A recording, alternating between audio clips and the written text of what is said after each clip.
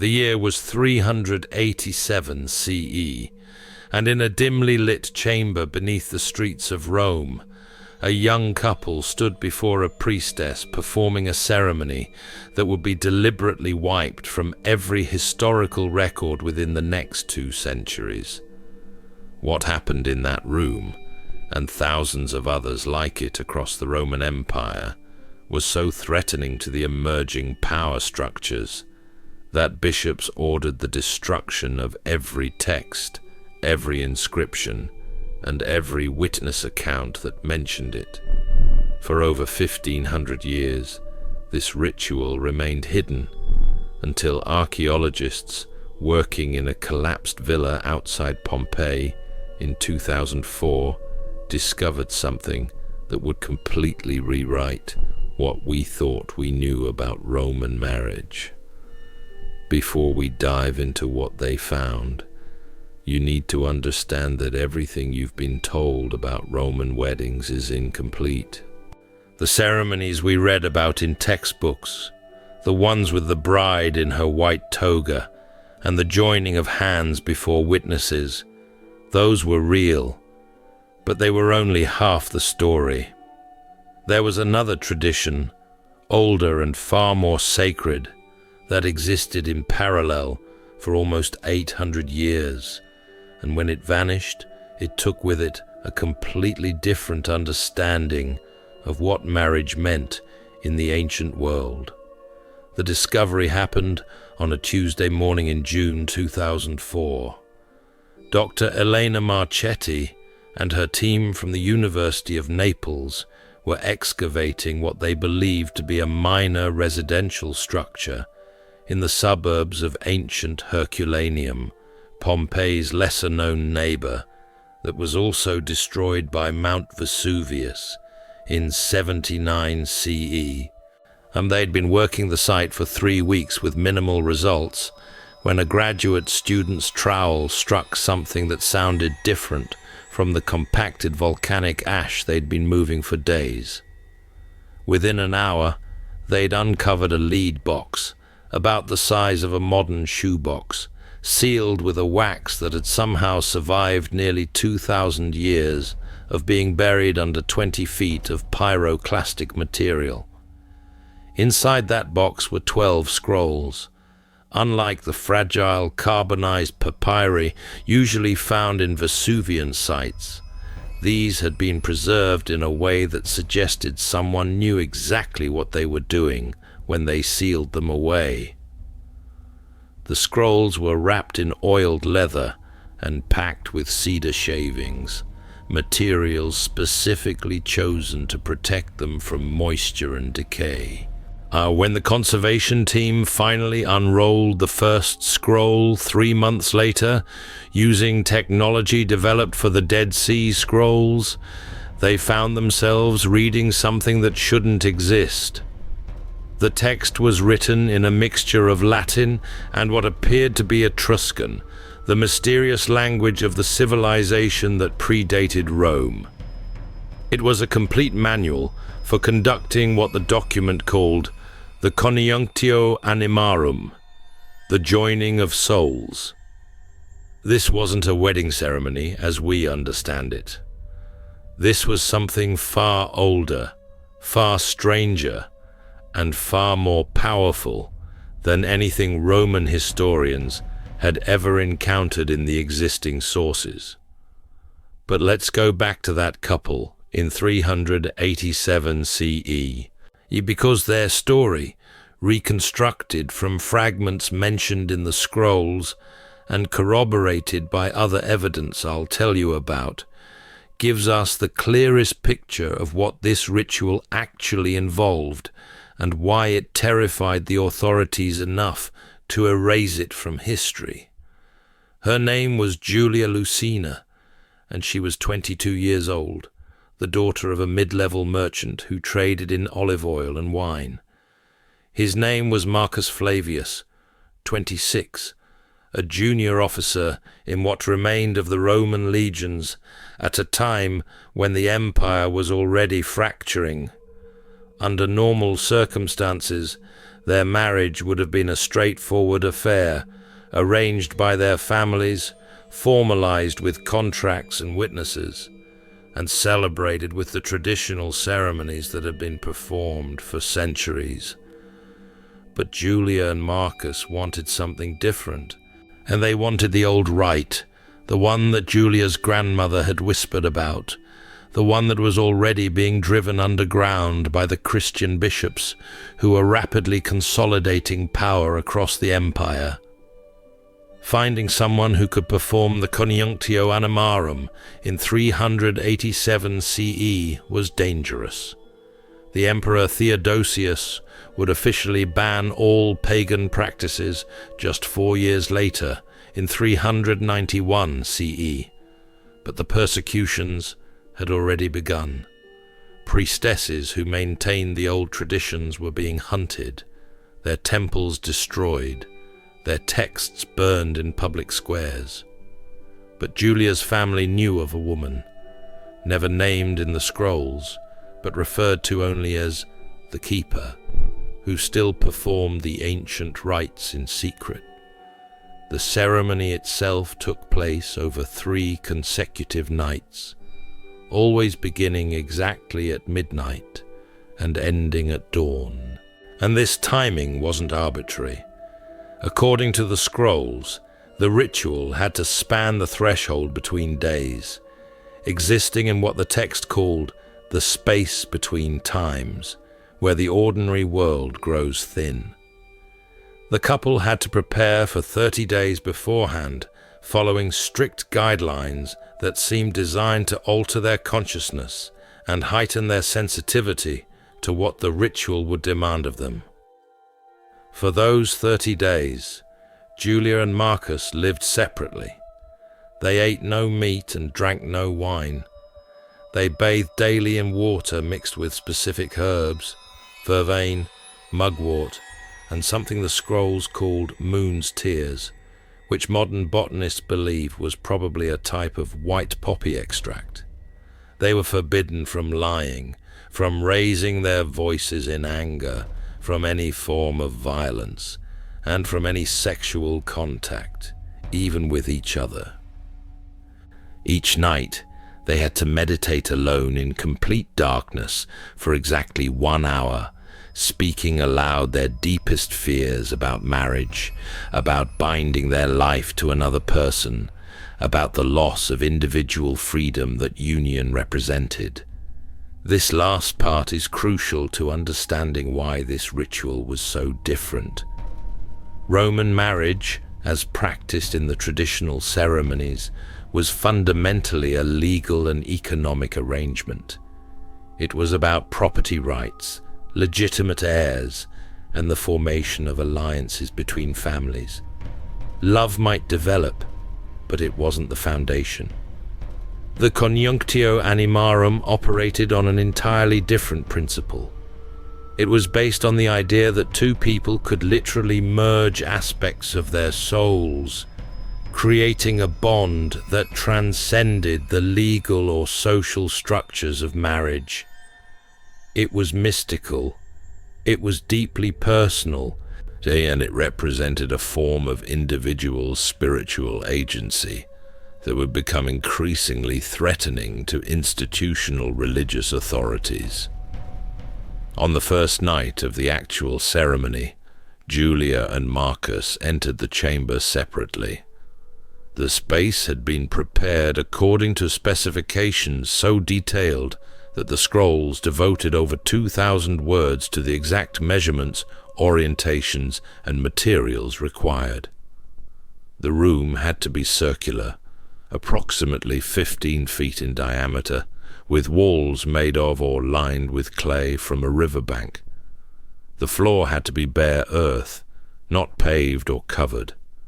At the cardinal directions, north, south, east, and west, small oil lamps burned using olive oil mixed with specific resins that produced a fragrant smoke. The ceiling, if there was one, it had to be low enough that standing adults could touch it with their fingertips. The keeper waited for them at the center of the room, sitting before a shallow bowl filled with water, drawn from a spring before sunrise that same day. She wore no elaborate vestments, just a simple dark robe.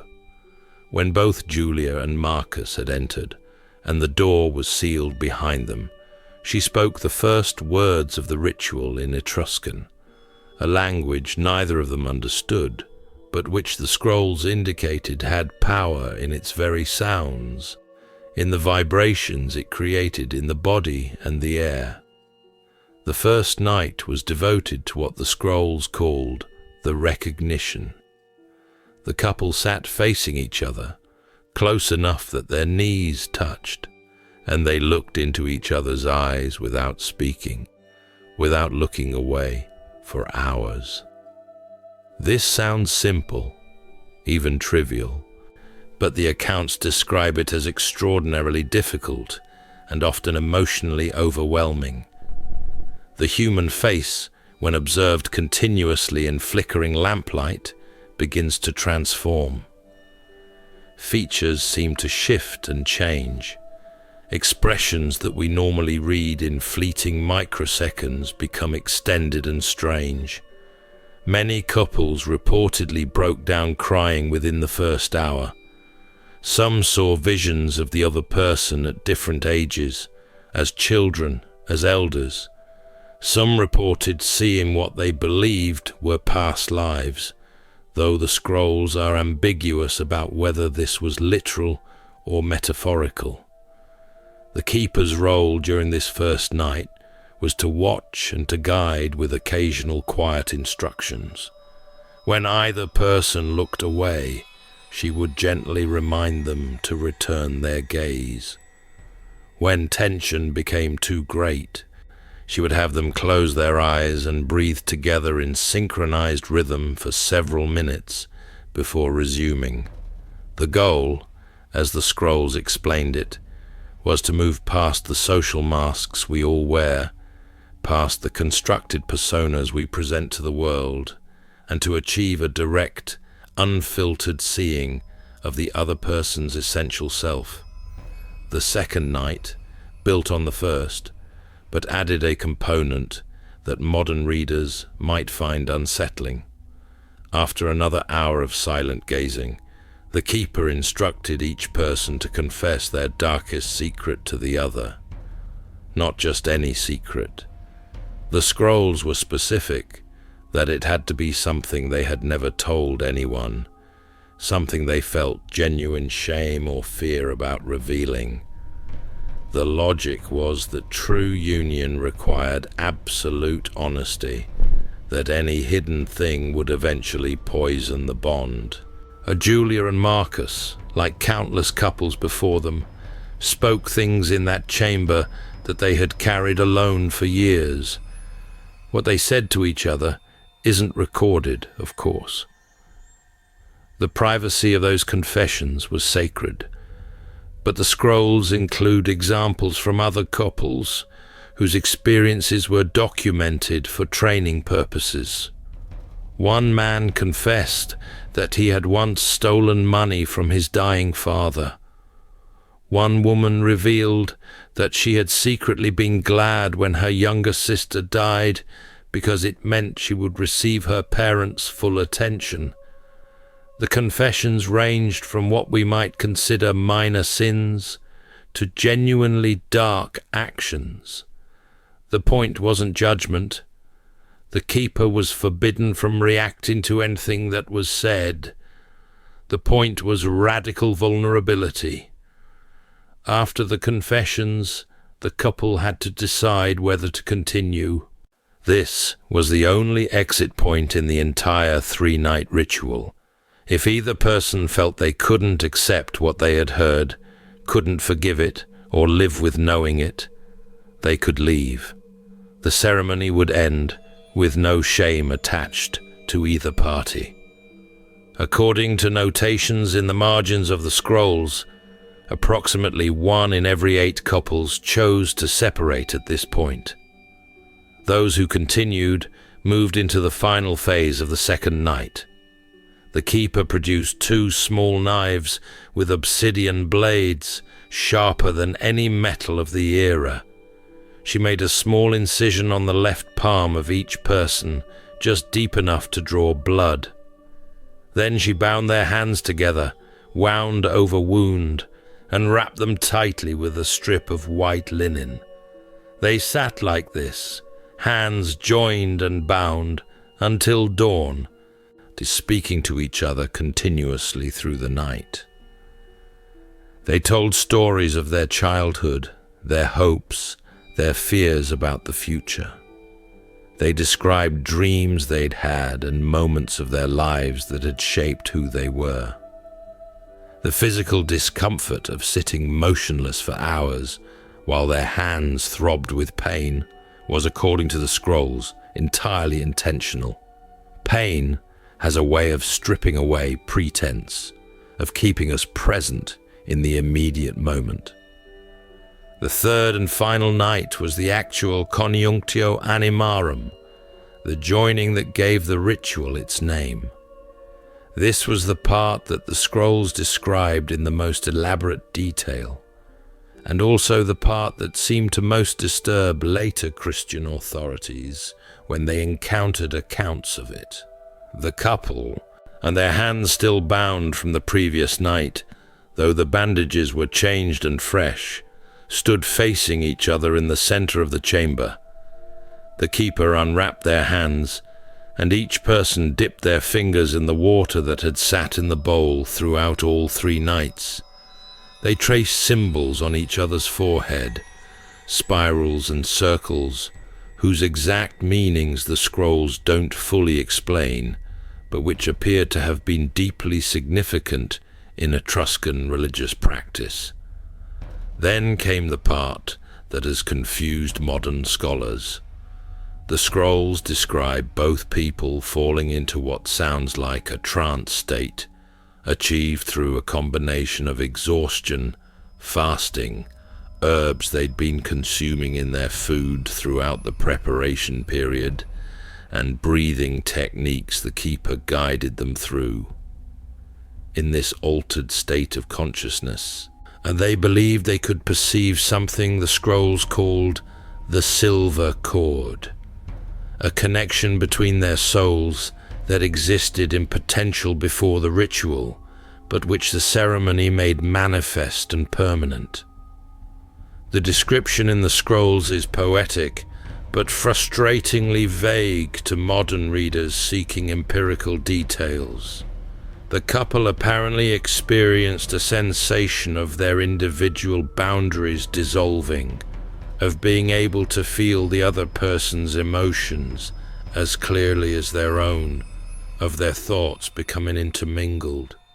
Whether this was a genuine mystical experience, a powerful psychological effect produced by days of intense ritual and preparation, or some combination of both, is impossible to determine from the historical distance. What matters is that they believed it was real, that thousands of Roman couples over hundreds of years sought out this experience and testified to its transformative power. The keeper's final act was to cut a lock of hair from each person and braid them together while speaking a formula in Etruscan that the scrolls translate loosely as "what was 2 becomes 1, what was separate becomes joined, what was mortal tastes eternity." The braided hair was then sealed in a small clay vessel that the couple took with them, to be kept in their home as a physical anchor for the spiritual bond they'd created. When dawn broke and the 3rd night ended, Julia and Marcus emerged from that chamber as something different than what they'd been when they entered. The scrolls are clear that this didn't replace the legal marriage ceremony. They would still need to perform that for the sake of property rights and legitimacy of any children.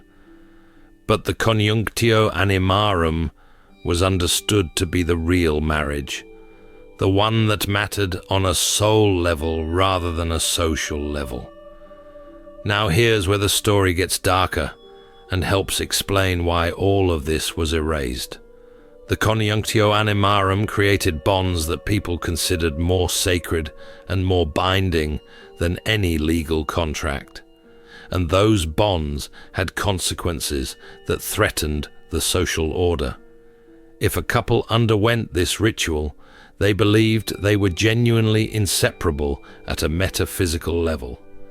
This meant that the practice stood in direct opposition to the developing Christian doctrine of marriage. By the late 4th century, as Christianity became the dominant religion of the Roman Empire, the Church was working to establish marriage as one of its sacraments, firmly under ecclesiastical control. The Christian model of marriage emphasized different values: the wife's submission to the husband, the primacy of procreation, the indissolubility of marriage as a reflection of Christ's relationship with the Church. The Conjunctio Animarum, with its emphasis on mutual vulnerability, equal partnership, and mystical personal experience rather than institutional mediation, represented a competing vision that couldn't be allowed to coexist. The evidence of deliberate suppression comes from multiple sources uncovered since that 2004 discovery. In the Vatican archives, researchers have found correspondence between bishops in the late 4th and early 5th centuries, specifically discussing the problem of the old joining rituals. One letter, dated to 404 CE, from Bishop Augustine of Hippo to a colleague in Rome, expresses frustration that Christians in his region were still seeking out priestesses to perform the ancient soul marriage, despite having proper church weddings.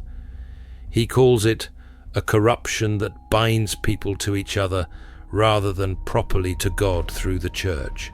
By 415 CE, specific laws had been passed, making it illegal to perform or participate in the Conjunctio Animarum, with penalties ranging from heavy fines to exile. The priestesses who maintained the tradition were actively hunted. Their texts were confiscated and burned. Anyone found with scrolls or manuals describing the ritual faced prosecution. The campaign was so thorough that within 2 generations, the practice had been almost entirely eliminated from Roman society. But the suppression created its own mythology. References to the Conjunctio Animarum show up in coded language in medieval texts, usually dismissed by scholars as allegorical poetry, but now understood to be veiled references to the lost ritual. Troubadours in the 12th century sang about the binding of souls in the old way. Alchemical texts from the Renaissance speak of the great conjunction in terms that seem to echo the language of the scrolls.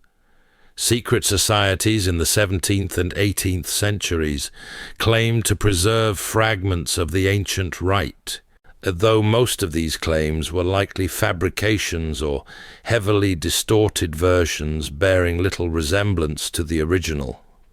The scrolls found in 2004 gave us back something we'd lost. Not just a historical curiosity, but a window into a radically different understanding of human intimacy and commitment. The Conjunctio Animarum wasn't just a marriage ritual. It was a technology of consciousness, a systematic method for creating deep connection between people at a time when marriage was otherwise primarily transactional. Additional evidence has continued to emerge since the initial discovery. In 2011, archaeologists working in Lyon, France, uncovered a cache of personal letters from the late 4th century that made reference to couples who had undergone the 3 nights. In 2016, ground-penetrating radar revealed a series of small, circular underground chambers beneath an abandoned villa in Tunisia that matched the exact specifications described in the scrolls. In 2019, chemical analysis of residue found in ancient oil lamps from Herculaneum identified the specific combination of resins mentioned in the ritual texts, confirming details that skeptics had dismissed as literary invention. What happened to Julia and Marcus? The scrolls don't tell us their fate. They were likely just one couple among thousands whose stories have been lost. But fragments of inscriptions found in the Roman catacombs include phrases like "joined in the old way" and "bound by the 3 nights," alongside Christian burials, suggesting that some couples who underwent the conjunctio animarum maintained their bond even as they outwardly conformed to the new religious order. The ritual's erasure from history wasn't just about religious competition. It was about control over the most intimate aspects of human life. Marriage is and has always been about more than just the 2 people involved. It's about property, inheritance, social stability, and the reproduction of cultural values. A marriage ritual that emphasized personal, mystical experience over institutional authority, that treated husband and wife as genuine equals in a radically vulnerable exchange, that required nothing from church or state to be valid. This was inherently subversive. The scrolls describe variations of the conjunctio animarum that adapted the ritual for different circumstances. There was a version for couples who couldn't produce children, which removed certain invocations to fertility deities. There was a version for older couples marrying late in life, which adjusted the preparation period and some of the physical demands.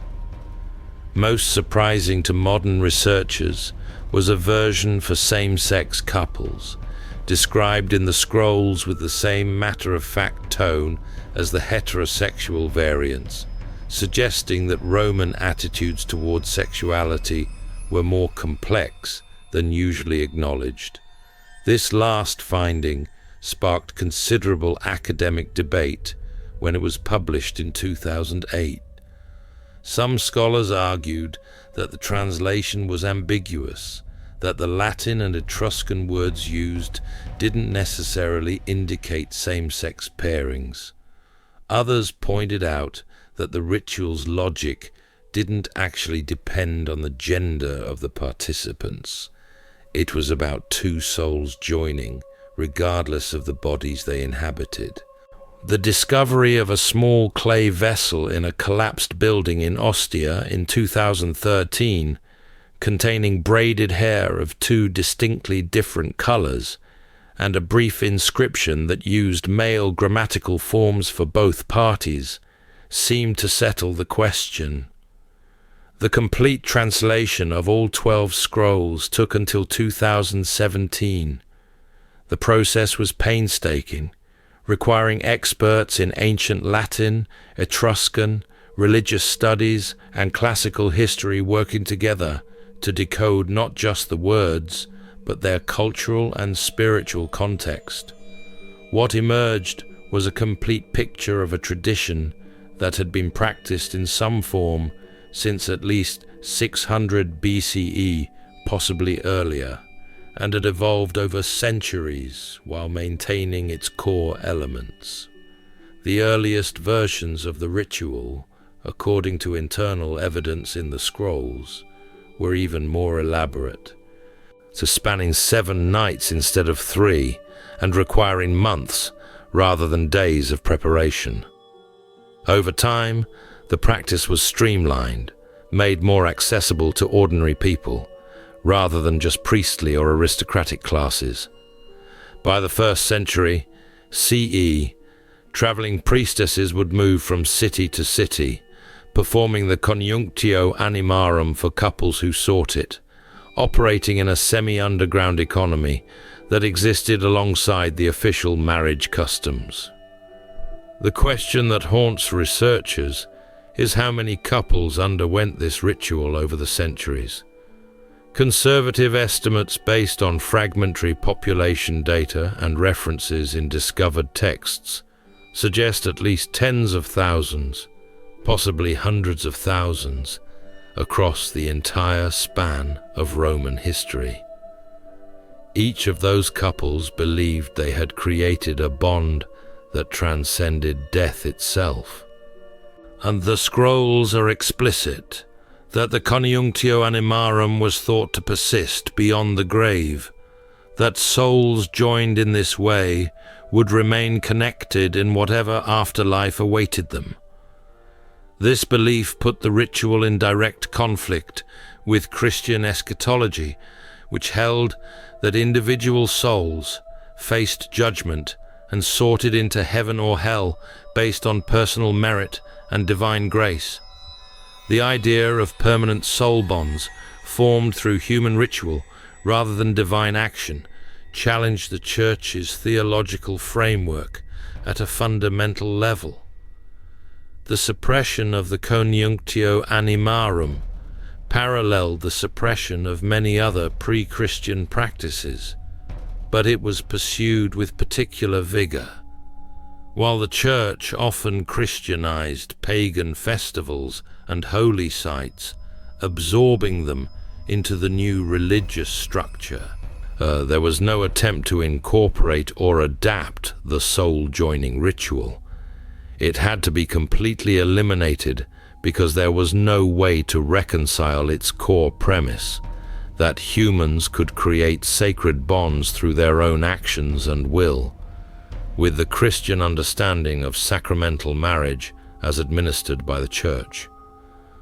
By 450 CE, less than a century after Julia and Marcus stood in that underground chamber, it was as if the conjunctio animarum had never existed. The keepers were gone, the texts were destroyed, the ritual spaces were filled in or repurposed. The couples who had undergone the ceremony grew old and died, and their children, raised in an increasingly Christian world, often had no idea what their parents had experienced. The knowledge survived only in fragments, misunderstood metaphors, and the desperate act of preservation by whoever sealed those 12 scrolls in a lead box in Herculaneum. We don't know who did it or exactly when. The scrolls were copied sometime in the 1st century CE, decades before Vesuvius erupted. The person who hid them may have already sensed that the old ways were endangered, that something precious would be lost. Or perhaps they were simply preserving family records, unaware that future archaeologists would find in those scrolls the only complete account of a ritual practiced by countless people, but erased from every official history. The story of the conjunctio animarum forces us to reconsider how much of the past we've lost, how many practices and beliefs have been deliberately erased by those who replaced them. History, as the saying goes, is written by victors. But archaeology gives us a chance to recover the voices of those who lost, to reconstruct worlds that the official records never bothered to preserve or actively work to destroy. For modern readers, the ritual raises uncomfortable questions about our own approaches to commitment and intimacy. We live in a world where marriage has been largely secularized in practice, if not always in ceremony, where people seek deep connection, but often lack the cultural frameworks and practices to achieve it. The conjunctio animarum whatever its mystical claims, was at minimum a highly effective piece of practical psychology, a structured method for achieving radical honesty, vulnerability, and emotional bonding between two people. Could something like it work today? Small groups, mainly in neo-pagan and New Age communities, have attempted to reconstruct the ritual based on the translated scrolls. These modern versions are controversial.